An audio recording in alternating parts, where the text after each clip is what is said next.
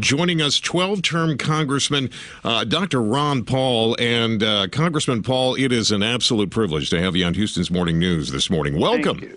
Thank you very much. And you're calling us from Iowa this morning. How are things in Iowa this early Monday morning? Well, I'll tell you what. I'm actually on my way out the door to get on a plane to get to Iowa, but I will be there, and I've been doing that pretty routinely lately. Good for you. Now, listen, you have said that you believe that this country will go into bankruptcy first as we talk about raising the debt ceiling, cutting the federal deficit.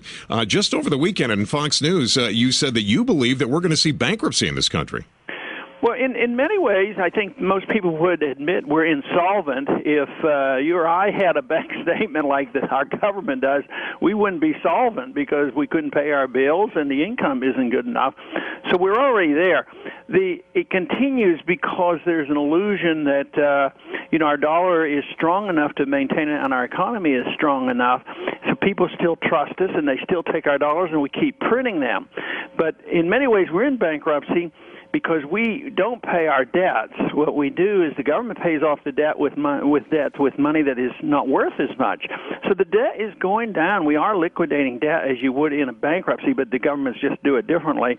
The people recognize this by seeing the prices going up. Mm-hmm. Everybody's complaining about that, and I think that's going to get much worse. I don't think we're going to tinker with the budget and all of a sudden get back insolvency. So I think we're going to go through the ringer, and then we'll have the opportunity to come to our senses. Congressman Ron Paul joining us here this morning. And Congressman, if you would hang on for just a couple of moments, we've got a debate in Houston over sanctuary cities, and I want to get your thoughts on immigration and how you see that. And we'll grab Congressman Paul just on the other side of our traffic and weather together right now. Back to Matt Patrick. 522 right now, KTRH, and we're talking with Congressman Ron Paul, and it's a privilege to have Congressman Paul on with us. Congressman, here in Houston, several Texas business leaders are being accused of helping kill legislation to ban sanctuary cities. SB 9 kind of died on the vine here in Austin. I'm interested in your thoughts in immigration. You have some very, very distinct opinions about what we should do about our borders. Give us your thoughts here this morning as you see them.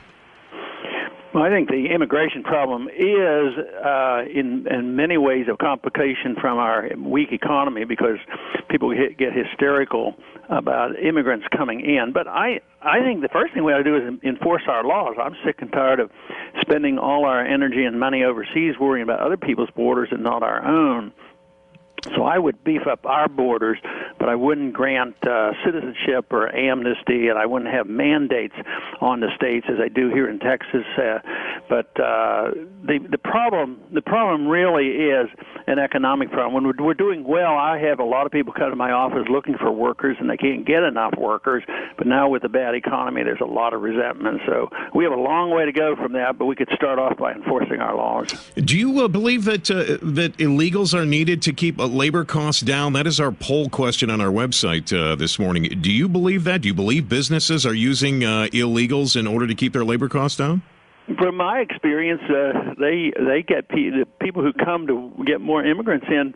That is very secondary. That's not their goal because a lot of people who come and who want immigrants in are looking for experienced people, and some of our people aren't trained well enough, and some of our people, don't take jobs if they're getting a pretty good deal not working on welfare, and they're getting $1,000 a month. They're not going to work for $900 a month. Mm-hmm. But then the big problem is when the immigrants come in and they come in illegally, then we entice them by more welfare and say the families can have free health care and free education. So the economy and the welfare system complicates the issues a whole lot.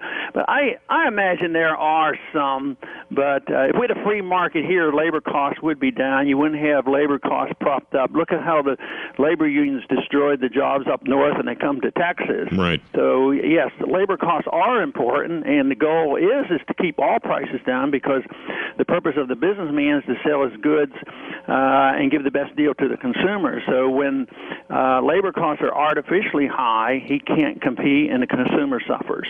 Congressman Ron Paul joining us here this morning. Real quick, final question, Congressman, and again, thanks for your time. We got to deal with these entitlement programs, don't we? Democrats do not seem to want to talk about that in the budget deficit reduction talks, but that is something we have got to address, is it not?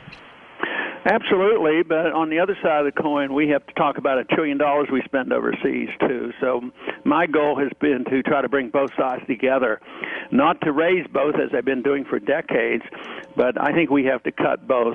Eisenhower told us to watch out for the military-industrial complex, and they have a great deal of influence.